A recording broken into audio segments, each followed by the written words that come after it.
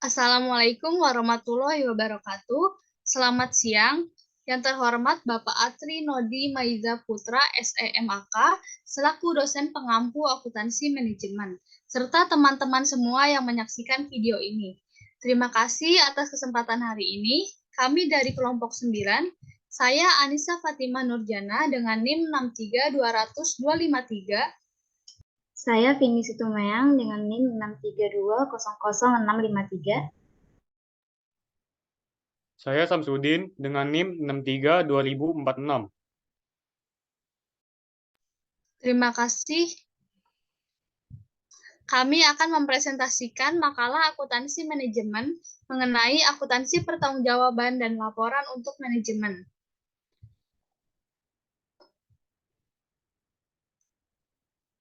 Akuntansi pertanggungjawaban. Akuntansi pertanggungjawaban merupakan suatu sistem akuntansi yang disusun berdasarkan struktur organisasi yang secara tegas memisahkan tugas, wewenang, dan tanggung jawab dari masing-masing tingkat manajemen. Akuntansi pertanggungjawaban mendorong para individu, terutama para manajer, untuk berperan aktif dalam mencapai tujuan perusahaan secara efektif dan efisien. Penyusunan anggaran dalam akuntansi pertanggungjawaban berdasarkan pusat-pusat pertanggungjawabannya. Dari laporan pertanggungjawaban dapat diketahui perbandingan antara realisasi dengan anggarannya, sehingga penyimpangan yang terjadi dapat dianalisa dan dicari penyelesaiannya dengan manajer pusat pertanggungjawabannya. Akuntansi pertanggungjawaban melaporkan hasil evaluasi dan penilaian kinerja yang berguna bagi pimpinan dan penyusunan rencana kerja periode mendatang, baik untuk masing-masing pusat pertanggungjawaban maupun untuk kepentingan perusahaan secara keseluruhan. Next. Segmen bisnis. Segmen bisnis dapat digolongkan menjadi 4. Yang pertama, pusat biaya. Pusat biaya adalah suatu pusat pertanggungjawaban di mana manajer hanya bertanggung jawab atas biaya yang terjadi dalam segmen tersebut. Yang kedua, pusat pendapatan.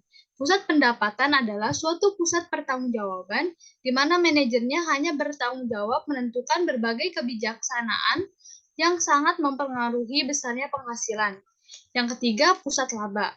Pusat laba adalah suatu pusat pertanggungjawaban di mana manajernya bertanggung jawab mengenai pendapatan dan biaya yang terjadi dalam bagiannya.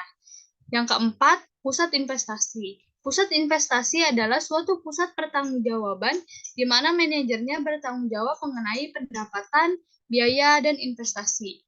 Berikutnya akan dilanjutkan oleh Vini. Fungsi akuntansi pertanggungjawaban. Adapun fungsi akuntansi pertanggungjawaban dibagi menjadi 3, yaitu fungsi pencatatan, fungsi pelaporan, dan fungsi pengawasan. Di mana fungsi pencatatan yaitu pusat pertanggungjawaban akan mengumpulkan semua biaya yang terjadi pada pusat pertanggungjawabannya dan melakukan pencatatan terhadap biaya-biaya tersebut. Fungsi pelaporan di mana setelah kegiatan-kegiatan pada pusat pertanggungjawaban terjadi, pusat pertanggungjawaban akan mempertanggungjawabkan semua aktivitasnya dengan membuat suatu laporan pertanggungjawaban. Fungsi pengawasan di mana akuntansi pertanggungjawaban dapat digunakan sebagai alat pengawasan biaya karena akuntansi pertanggungjawaban mengumpulkan semua informasi akuntansi dari pusat-pusat pertanggungjawaban mengenai biaya maupun pendapatan, baik yang berupa anggaran maupun hasil produksi maupun hasil aktivitas sebenarnya. Dengan akuntansi pertanggungjawaban, pimpinan perusahaan dapat melakukan pengawasan biaya secara efisien dari performance report masing-masing pusat pertanggungjawaban. Pengukuran kinerja. Pengukuran kinerja dibagi menjadi 4, yaitu pengukuran kinerja pusat investasi, pengukuran kinerja pusat laba, pengukuran kinerja pusat biaya, dan pengukuran kinerja pusat pendapatan. Investment Center, di mana pengukuran dan evaluasi kerja pusat investasi yang lazim digunakan adalah Return on Investment, di mana untuk menghitung ROI ini menggunakan formula ROI sama dengan laba operasi atau earning before tax dibagi dengan aktiva operasi rata-rata. Yang kedua, Profit Center, di mana Profit Center ini menggunakan margin. Formula yang digunakan yaitu yang pertama, gross profit margin sama dengan gross profit dibagi dengan sales. Yang kedua, operating profit margin sama dengan operating profit dibagi dengan sales. Yang ketiga, net profit margin sama dengan earning after tax dibagi dengan sales. Yang ketiga, return on asset atau ROA sama dengan earning after tax dibagi dengan total aset. Yang kelima, return on equity atau ROE sama dengan earning after tax. Selanjutnya akan dijelaskan oleh teman kami Samsudin.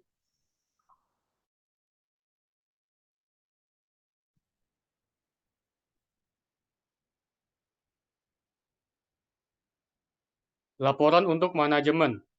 Di dalam perusahaan, biasanya diperlukan pendelegasian kekuasaan untuk pengawasannya kepada beberapa penanggung jawab yang akan menjalankan pengawasan atas operasi perusahaan. Secara umum, biasanya prinsip dasar laporan yang efektif meliputi 5 prinsip dasar, yaitu yang pertama, konsep pertanggungjawaban harus digunakan.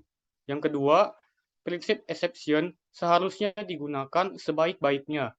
Yang ketiga, angka-angka dalam laporan sebaiknya ada pembandingnya. Yang keempat, laporan sebaiknya makin ke tingkat atas, makin berbentuk ringkasan.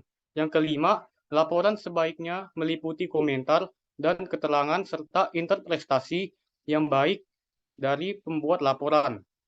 Next. Jenis-jenis laporan untuk manajemen. Terdapat 3, yaitu planning report, control report, dan information report. Planning report dibagi menjadi 3. Yang pertama ada laporan perencanaan jangka pendek. Laporan perencanaan jangka pendek berisi kegiatan yang akan dicapai perusahaan dalam waktu yang relatif singkat, biasanya 1 tahun atau kurang dari itu. Yang kedua, laporan perencanaan jangka menengah. Laporan jangka menengah mencakup kegiatan perusahaan yang lebih dari 1 tahun sampai kurang dari 5 tahun. Yang ketiga, laporan perencanaan jangka panjang mencakup proyeksi 5 bahkan 10 tahun atau lebih dari aktivitas perusahaan secara menyeluruh. Yang selanjutnya ada control report. Laporan pengawasan adalah atau laporan pengawasan adalah laporan yang digunakan manajemen untuk mengadakan pengawasan pelaksanaan dari perencanaan yang dijabarkan dalam laporan untuk perencanaannya. Selanjutnya, yang ketiga ada laporan informasi atau information report. Adalah laporan yang diperlukan disampaikan kepada manajemen yang berkenan dengan keadaan yang telah ada akibat dari pelaksanaan yang telah lampau, dan dibagi menjadi 2 golongan. Yang pertama ada laporan tren. Laporan tren adalah laporan yang membandingkan suatu kondisi atau aktivitas selama beberapa tahun. Yang kedua ada laporan analisa. Adalah laporan yang berisi analisa dari keadaan yang telah ada dan seharusnya terjadi.